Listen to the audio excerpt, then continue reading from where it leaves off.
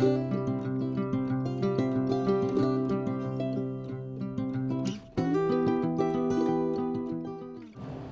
everyone, welcome back to my channel. It's Anne at Martin House Flowers.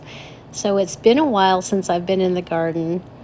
I had surgery about a week ago and I took some of these shots of my redbud tree, my Eastern Redbud, that is probably not going to have blooms by the time I get home, and my beautiful crabapple tree flowering so beautifully. All of my cat's pajamas nepeta in front of my roses here are also blooming. Before my surgery, the day before, I had been planting up a storm. I had a ton of seedling trays that I was just feeling pressured to get in the ground. And I wanted to take one last look of the garden and share it with you.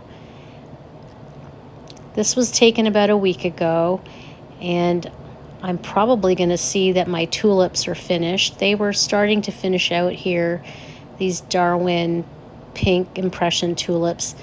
And we did decide, since my last video, to cover up our fruit trees because in mid-May, early May, the June bugs were really coming on strong, and they have in the past really messed up our trees. I'm sorry, honey, I can't go out. I know, you need to go out. Out. Out. Out. I know, honey. Daddy's gonna take you out.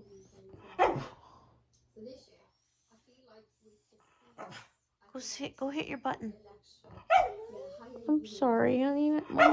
Mommy can't walk. I can't take you. Go see Dad. Go see Daddy. Go see Daddy. Go see Daddy. Where's Dad? Go see Daddy. Daddy. Dad. Go see Dad. Go see Daddy. Go. Go see Daddy. Go see Daddy. Daddy'll take you out. Good boy. Daddy's such a good boy. So about 3 or 4 days after surgery, I was finally able to walk around the garden. I think by day 4, I was able to take Eddie for a short, slow walk. So we walked along the rose bed here, and I showed Greg how I water my roses from the ground and not on the leaves to avoid any mildew and black spot. And you'll see the weeds that are starting to fill in here in these empty spots where my roses, my new replacement roses, will go. So just before I left town, my replacement roses from Heirloom Roses arrived, and of course Greg made me promise that I wasn't going to plant them, which of course I couldn't. So he went along here and helped do some weeding, and I think I was pretty nervous about leaving my garden in his hands, to be quite honest. But what else could I do? He has promised me that he is watering daily. We've had 90-degree temperatures. That's New Dawn leafing out beautifully, climbing over the arbor. And I'm worried that my tulips will all be gone by the time I get back in a few days.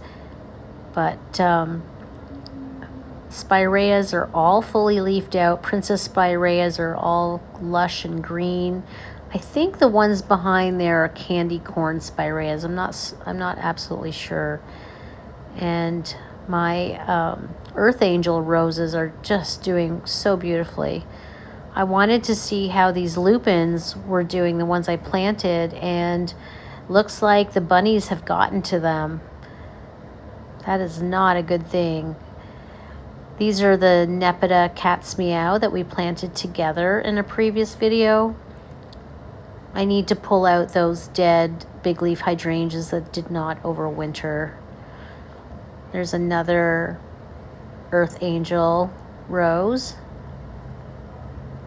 And coming up here, the rose that got diseased and damaged over the winter, it looks like it's going to make a comeback. And this is Tchaikovsky. I've often shown Tchaikovsky in previous videos because it's so prolific. I think that might be a candy corn spirea we just passed. And this is another 3-year-old rose right next to it, just one over. This is Charles Darwin. And my lavender and just the foliage of the daffodils. I did plant one of those lavender munsteads in front of the porch. And here is my bare root peony that I planted last spring. I planted 4 bare roots, and I think they're going to bloom this year. At least a couple of them will. And just to the left is that living large salvia that we planted together a few weeks ago. Just some of the daffodils. There is Eden against the arbor. And these are some tulips that I have just outside of the raised cut flower garden, which is being guarded by some chicken wire. There's my Arbor Rose honeymoon rose, a bare root rose, and this bed has a ton of bachelor's buttons, some yarrow, a bunch of different filler flowers that I started from direct seeding. Just direct sowed these back in April, and I think I also have a few from the winter sowing jugs.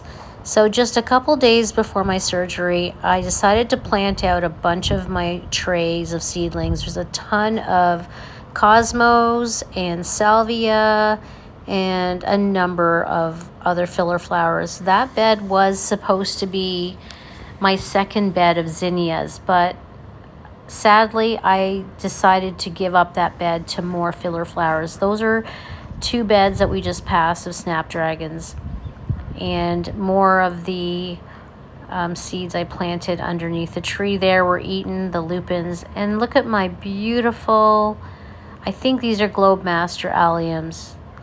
I'm really hoping that these are still in bloom by the time I get home early next week. Aren't they beautiful?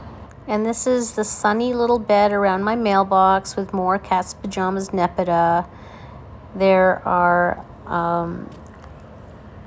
some echinacea. I think I have 5 or 7 of those cat's pajamas and more of the alliums. I don't like the way the alliums foliage gets so dried up just as the flowers are blooming. I wish that didn't happen, but that seems to be the case all around.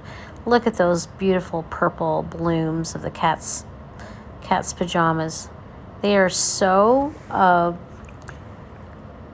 they're so drought tolerant. I never really water. I don't even drag my hose out there, so it just gets rain, a little bit of rain. And look at the basket with the finch eggs at the door. And Greg was so nice. He sent me, while I've been away in Toronto, sent me photos of our night garden. It really cheered me up as I was missing the garden. Some nights he's forced to water in the evening, which isn't ideal, but I'll take it. You know, we have to take all the help we can get in the garden. So here I am in Toronto. Toronto is Zone 6. This is this very old elm tree at the front of my daughter's house, and her entire street is lined with these beautiful crabapple trees. And here's a mature marigold tree just down the street from her place. We got to go out on daily walks with the baby and with my grandpuppy Millie. Look at those blooms. They're just ginormous. It was right next to a beautiful Japanese maple. Absolutely gorgeous. I cannot get over how huge those blooms are. Let me know if you think those are crabapple blooms and that looks like a Japanese maple, but wow, just incredible. And being in Zone 6, you wouldn't think that they would be this far behind. They're at least 2 weeks behind us. So one of the days after I arrived, we took a beautiful afternoon to go to High Park, which is a pretty popular park down near downtown Toronto, not far from the lake. And they have a dog park. And there's Millie having a great time chasing other dogs. She met so many friends. Of course, this made me miss Eddie. And of course, we came along and found a beautiful cardinal.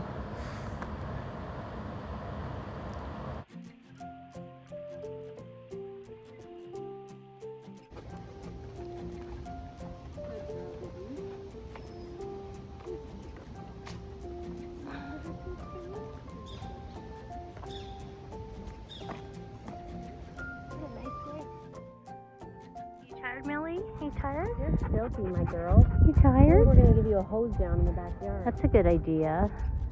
She'll be okay with that. It just cracks me up to see this many dogs. It's like a herd. Just a herd. There's a meeting.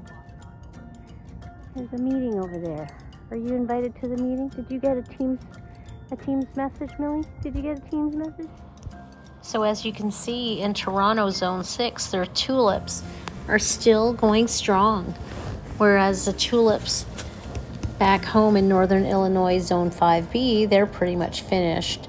So they had this gorgeous display of yellow and those deep purple tulips, and these are magnolia trees. They do have a cherry blossom festival, but it had passed already, probably about a week ago. My daughter said she had gone to see it, and it was so crowded, so I didn't mind missing it. I mean, I've always wanted to see it, but I'm not fond of the crowd. So we got to catch the magnolias at least, and the tulips, of course. And having been here during the week, it wasn't terribly busy, and they let you park inside the High Park area, whereas on the weekends, especially when there's a festival, cherry blossom festival on, you're not able to park, and you'd have to park on the city side streets.